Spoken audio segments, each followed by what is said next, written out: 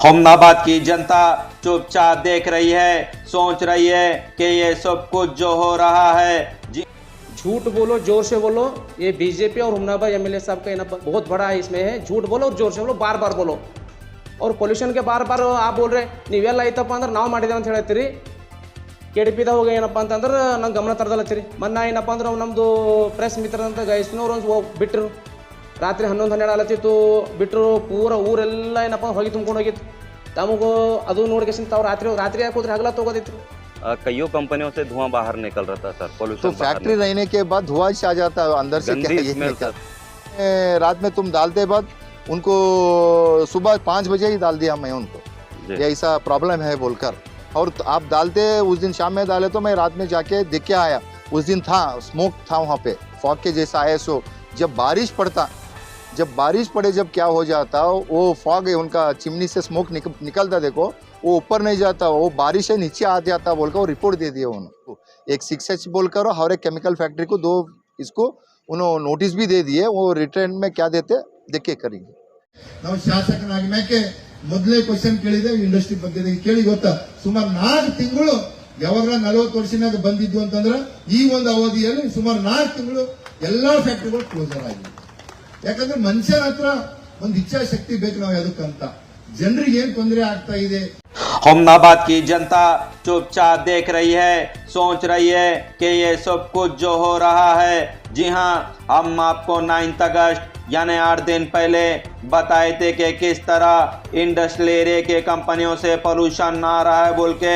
फिर उसके बाद हम 8 दिन बाद एमएलए सिद्धू पाटिल से सवाल किए कि इस पोल्यूशन के बारे में, तो बोले एमएलए कंपनी रहने के बाद आता ही है धुआं। फिर बोले इंडियन न्यूज़ पर मैं इंडस्ट्रियल एरिया की न्यूज़ देखकर गया था विजिट करने कंपनियों को।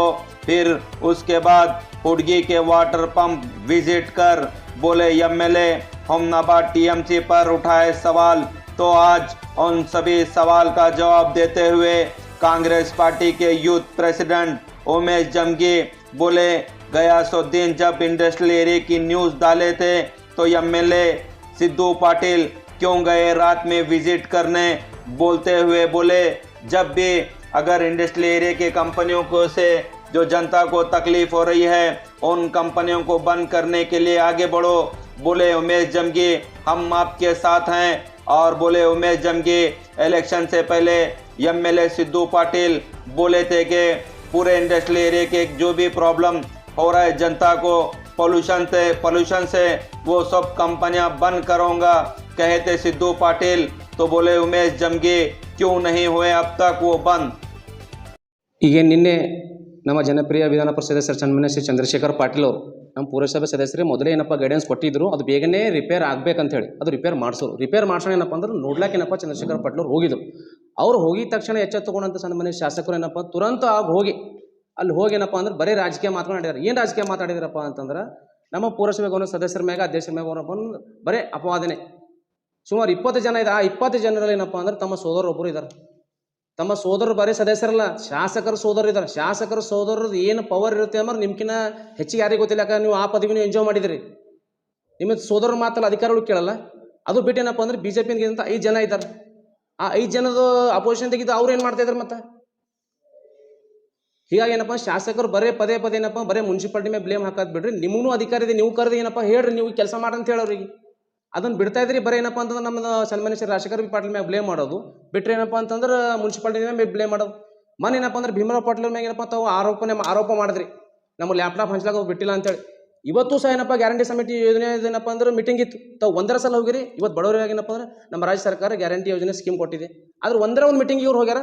ಇವತ್ತು 60,000 ಜನ ಗೃಹಲಕ್ಷ್ಮಿ ಯೋಜನೆ ಹಣ ನಮ್ಮ ತಾಲೂಕದಲ್ಲಿ ಬರ್ತಾ ಇದೆ, ಯಾಕಂದ್ರೆ ಬರಬೇಡ್ದಂತ ತಮ್ಮ ಉದ್ದೇಶ ಇದೆಯಾ? ಎಲ್ಲಿ ಹೋದ್ರೂ ಏನಪ್ಪ ಅಂದ್ರೆ ಬರೀ ದಮ್ಮು ತಾಕತ್ತು ತೋರಿಸ್ತೀರಿ ತಾವು। ಶಾಸಕರ ಆಗಣನೆ ಏನಪ್ಪ ಅಂದ್ರೆ ನಮ್ಮ ದತ್ತು ಲದ್ದಿಯವ್ರು ಏನಪ್ಪ ಅಂದ್ರೆ ವಾರ್ಡ್ ನಂಬರ್ 4 ಗೆದ್ದರು, ಅವಾಗ ಭೀ ತೋರಿಸೈತೆ। ಅದಾದ್ಮೇಲೆ ಏನಪ್ಪ ಅಂದ್ರೆ PLD ಎಲೆಕ್ಷನ್ ಸನ್ಮಾನ್ಯ ಮಾಸ್ಟರ್ ಮಲ್ಲಪುರ್ ಲಾಸ್ಟ್ ಟೈಮಿಗಿಂತ ಹೆಚ್ಚಿಗೆ ಅಭೂತಪೂರ್ವ ಮತಲಿಂದ ಗೆದ್ದರು, ಲೋಕಸಭೆಲಿಂದ ಗೆದ್ದೆವು। ದಮ್ಮು ತಾಕತ್ತು ತೋರಿಸೈತಿತ್ತಂದ್ರೆ ಎಲೆಕ್ಷನ್ ತೋರಿಸೋದು ಬರ್ತದೆ, ಆ ಮಾತು ಬೇರೆ। ಪದೇ ತಾವೇನು ಮಾಡ್ತೀನಿ ಅಂದ್ರೆ ತಾವು ಚುನಾವಣೆಗೆ ಮುಂಚೆ ಏನಪ್ಪ ಅಂದ್ರೆ ಯುವಕರಿಗೆ ಏನಪ್ಪ ಸುಳ್ಳು ಭರವಸೆ ಕೊಟ್ರಿ, ಕೂಟು ಸೋಟು ಹಾಕೊಂಡು ಏನಪ್ಪ ಅಂತಂದ್ರೆ ಉದ್ಯೋಗ ಮೇಳ ಮಾಡಿದ್ರಿ। ಆ ಉದ್ಯೋಗ ಮೇಳದ ತೊಗೊಂಡು ಯಾರೋ ಒಬ್ಬ ಉದ್ಯೋಗ ಮಾಡಿದ ಕೊಟ್ಟಿರೋ ತಾವು ಎದುರು ತೋರಿಸ್ರಿ। झूठ बोलो जोर से बोलो, ये बीजेपी और हुमनाबाद एमएलए साहब का ना बहुत बड़ा इसमें है। झूठ बोलो और जोर से बोलो, बार बार बोलो। और ಪೊಲ್ಯೂಷನ್ के बार बार आप बोल रहे ನೀವೆಲ್ಲ ಐತಪ್ಪ ಅಂದ್ರೆ ನಾವು ಮಾಡಿದೇವೆ ಅಂತ ಹೇಳ್ತೀರಿ, ಕೆಡಿಪಿದ ಹೋಗಿ ಏನಪ್ಪ ಅಂತಂದ್ರೆ ನಂಗೆ ಗಮನ ತರದಲ್ಲತ್ತೀರಿ. ಮೊನ್ನೆ ಏನಪ್ಪ ಅಂದ್ರೆ ನಮ್ಮದು ಪ್ರೆಸ್ ಮಿತ್ರ ಅಂತ ಗೈಸ್ನವ್ರು ಒಂದು ಬಿಟ್ಟರು, ರಾತ್ರಿ 11-12 ಆಲತ್ತಿತ್ತು ಬಿಟ್ಟರು, ಪೂರ ಊರೆಲ್ಲ ಏನಪ್ಪ ಹೋಗಿ ತುಂಬ್ಕೊಂಡು ಹೋಗಿತ್ತು. ತಮಗೂ ಅದು ನೋಡ್ಕೇಸಿಂದ ತಾವು ರಾತ್ರಿ ಯಾಕೆ ಹೋದ್ರೆ ಹಗಲ ತಗೋದೈತ್ರಿ. ಹೀಗಾಗಿ ಏನಪ್ಪ ಅಂದ್ರೆ ಪದೇ ಪದೇ ಬೇರೆಯವ್ರ ಮ್ಯಾಗ ಏನಪ್ಪ ಅಂತಂದ್ರೆ ಹೆಗಲ ಮ್ಯಾಗ ಏನಪ್ಪ ಗನ್ ಇಟ್ಟು ಹೊಡೆಯೋದು ಬಿಡ್ರಿ. ತಾವು ಏನು ಹೇಳಿ ಜನರಿಗೆ ಬಂದಿರಿ, ನಾವೇನು ಫ್ಯಾಕ್ಟ್ರಿ ಚಾಲೂ ಮಾಡ್ತಾ ಅಂದೇವು, ಆ ಫ್ಯಾಕ್ಟ್ರಿದ ಬಗ್ಗೆ ಮಾತಿಲ್ಲ. ನಮ್ಮದು ಕಸ ವಿಲೇವಾರಿ ಇಡೀ ನಮ್ಮ ಬೀದರ್ ಜಿಲ್ಲೆಗೆ ಏನಪ್ಪ ಅಂದ್ರೆ ಎಲ್ಲಕ್ಕಿಂತ ಕಸ ವಿಲೇವಾರಿ ಮಾಡ್ತಾರೆ ನಮ್ಮ ಮುನ್ಸಿಪಾಲ್ಟಿ ಮಾಡ್ತಾರೆ ಫಸ್ಟ್ ಕ್ಲಾಸ್. ಜಾತ್ರೆ ಆಗಿ ನಮ್ಮದು ಇಡೀ ನಮ್ಮದು ಕಲ್ಯಾಣ ಕರ್ನಾಟಕದಾಗೆ ಜಾತ್ರೆ 1 ನಂಬರ್ ಐತಿ, ವೀರೋಶ ಜಾತ್ರೆ. ಅಂಥ ದೊಡ್ಡ ಜಾತ್ರೆ ಮಾಡಬೇಕಾದ್ರೆ ಇವತ್ತು ಪುರಸಭೆ ಮದತ್ ಇಲ್ದೇನೆ ಆಗ್ತದ. ಬುಧವಾರ ಅಂಗಡಿ ಆಯ್ತದ, ಆಯ್ತಾರ ಅಂಗಡಿ ಆಯ್ತದ, ಎಷ್ಟು ಕಚರ ಬೀಳ್ತದ, 1 ಗಂಟೆದ ಮುನ್ಸಿಪಾಲ್ಟಿ ಏನಪ್ಪ ಸಾಫ್ ಮಾಡಿಸ್ತದ. ಇವೆಲ್ಲ ತಮ್ಮ ಕಣ್ಣಿಗೆ ಕಾಣಂಗಿಲ್ವಾ? ಹೀಗಾಗಿ ಏನಪ್ಪ ಅಂದ್ರೆ ನಾ ಕೊನೆಯದಾಗೇನಪ್ಪ ಒಂದೇ ಒಂದು ಮಾತು ಹೇಳಕ್ಕೆ ಇಷ್ಟಪಡ್ತೀನಿ. ತಾವೇನು ನಿನ್ನೆ ಚುನಾವಣೆ ತೋರಿಸ್ತೇಲತ್ತೀರಿ, ತಮ್ಮ ಸೋದರಿಗೆ ಏನಪ್ಪ ಅಂದ್ರೆ ರಾಜೀನಾಮೆ ಕೊಡ್ರಿ. ನಾ ಯಾಕಂದ್ರೆ I am belongs to 15 number ward, 15 ವಾರ್ಡ್ಲಿಂದ ಮಾತಾಡ್ತಿದ್ದೀನಿ. ತಾವು ಕೊಡ್ರಿ, ಅಲ್ಲಿ ಎಲೆಕ್ಷನ್ ಆಗಲಿ, ಅದು ಯಾರು ದಮ್ಮು ತಾಕತ್ತದ ಅಂತ ಒಂದು ಕಾಂಗ್ರೆಸ್ ಪಕ್ಷದ ಯುವ ಕಾಂಗ್ರೆಸ್ ಅಧ್ಯಕ್ಷನಾಗಿ ಜವಾಬ್ದಾರಿಯಾಗಿ ಮಾತಾಡ್ತೀನಿ ನಾನು. ಅಲ್ಲಿ ತೋರಿಸೋಣ.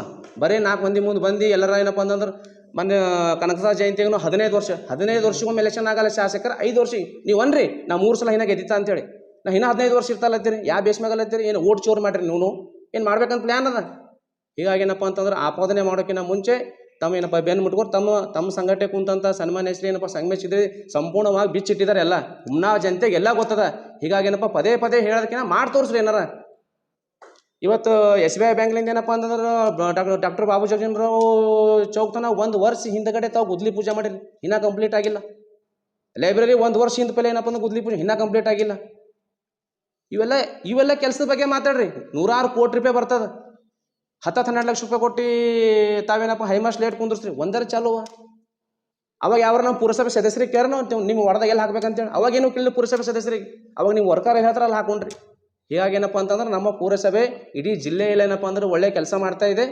ಏನಪ್ಪ ಅಂದ್ರೆ ಹುಮ್ನಾಬಾದ್ ಸಿಟಿ ಸಣ್ಣದಿದೆ, ಅವ್ರಿಗೆ ಏನು ಟ್ಯಾಕ್ಸ್ ಬರಬೇಕು ಅದರಂದೇ ಅವ್ರು ಏನಪ್ಪ ಡೆವಲಪ್ಮೆಂಟ್ ಮಾಡ್ಕೊಂಡು ಹೋಗ್ತಾ ಇದ್ದಾರೆ. ಇದನ್ನು ತಮ್ಮ ಸಲಹೆ ಕೊಡ್ರಿ. ಬಟ್ ಆಪಾದನೆ ಮಾಡೋದಕ್ಕಿಂತ ಮುಂಚೆ ತಾವು ಏನಪ್ಪ ತಿಳ್ಕೊಂಡು ಮಾತಾಡ್ರಿ ಅಂತ ಹೇಳ್ತಾ ಮುಂದೆ ಮಾತಾಡುವಾಗ ನಮ್ಮ ಮಾಜಿ ಸಚಿವರ ಬಗ್ಗೆ ಆಗಲಿ ಗೌರವಾನ್ವಿತ ಪುರಸಭೆ ಸದಸ್ಯರು, ಯಾಕಂದ್ರೆ ಅವರು ಜನಪ್ರತಿನಿಧಿ ಇದ್ದಾರೆ, ತಾವು ಜನಪ್ರತಿನಿಧಿ, ಅವ್ರಿನ್ನೂ ಜನ ಓಟ್ ಹಾಕಿ ಕಳಿಸಿದ್ದಾರೆ. ಹೀಗಾಗಿ ಏನಪ್ಪ ಮುಂಬರ್ತಕ್ಕಂಥ ಪುರಸಭೆಯಲ್ಲೂ ನೋಡಿ 3-4 ತಿಂಗಳದಾಗ ಮುಗಿತದೋ ಮತ್ತು ಇನ್ನು ಮುಂದೆ ಎಕ್ಸ್ಟೆಂಡ್ ಆಗ್ತೋ ಗೊತ್ತಿಲ್ಲ. ಅವನು ದಮ್ಮು ತಾಕತ್ತು ಎಲ್ಲ ನೋಡಕ್ಕೆ ನಾವು ರೆಡಿ ಇದ್ದೇವೆ ಅಂತ ಹೇಳ್ತಾ ತಾವು ಮುಂದೆ ಮಾತಾಡುವಾಗ ಎಚ್ಚರಿಕೆ ಮಾತಾಡಬೇಕು ಅಂತ ವಿನಂತಿ ಮಾಡ್ತೇನೆ. Thank you.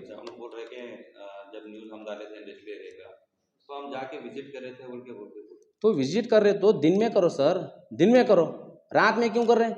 कुछ एडजस्टमेंट के लिए शायद ऐसा लोग बोल रहे हैं, दिन में करो विजिट. हम भी आपके साथ आते हैं. हम 3000 लोग जाके सम्मानित श्री राजशेखर बी पाटिल और हमारे जनप्रिय विधान परिषद और हमारे पूरा कांग्रेस पार्टी मिलकर हम 3-4 हज़ार लोगों को मिलके गए थे.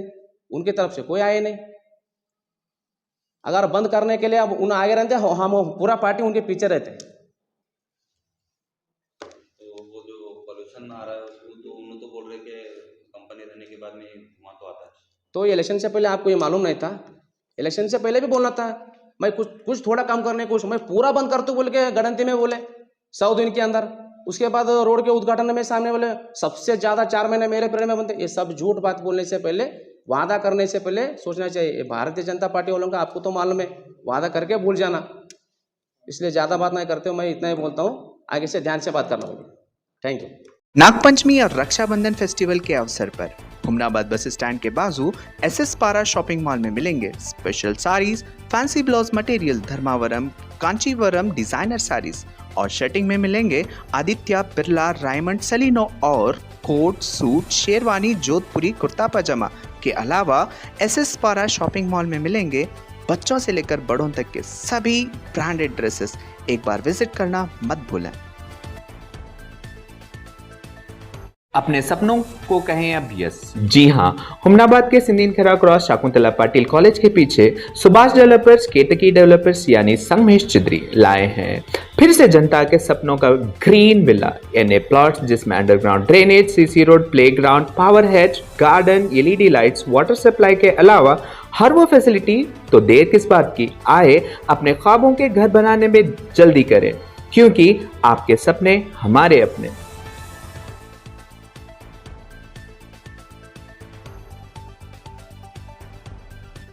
हुमनाबाद के अंबेडकर सर्कल डीसीसी बैंक के अपोजिट वीरभद्रेश्वर कॉम्प्लेक्स में Shri Sai milk and dairy products में मिलेगा स्पेशल कुंडे का दही, घी, खवा, दूध, पनीर, बालसुंदी, मस्का, फल्ली की चटनी, आम का अचार, नींबू का अचार, रोटी और बिस्लरी वाटर बॉटल 20 नहीं बल्कि यहाँ पर 10 रुपीज में मिलेगा। तो एक बार विजिट करना ना भूलें।